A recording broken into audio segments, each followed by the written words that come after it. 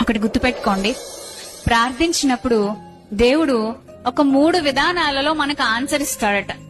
అదేంటంటే, ఒకటి, వెంటనే చేస్తాడు.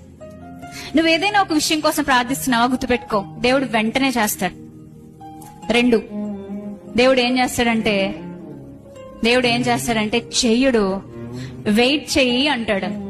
చేస్తాను, వెయిట్ చెయ్యి అంటాడు. మూడోది ఏమంటాడంటే, నువ్వు మార్చుకోవాల్సింది చాలా ఉంది అమ్మాయి, నువ్వు మార్చుకోవాల్సింది చాలా ఉంది అబ్బాయి, కొంచెం నేను నిన్ను వంచుతాను, నువ్వు నాకు లొంగు అంటాడంట. ఈ వేస్ లో దేవుడు ఆన్సర్ ఇస్తాడు. ఒక బైబిల్ పండితుడు అంటాడు, జవాబు రాని ప్రార్థన అంటూ ఏదీ లేదు, ఉండదు. ప్రతి ప్రార్థనకి జవాబు ఉంటుంది, ఎప్పుడూ ఉంటుంది.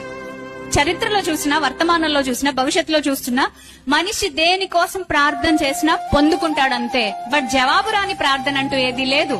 గుర్తుపెట్టుకోండి, అన్ని ప్రార్థనలకు ఏమొస్తుంది? జవాబు వస్తుంది. కానీ జవాబు ఎలా వస్తుంది? 1, వెంటనే రావచ్చు.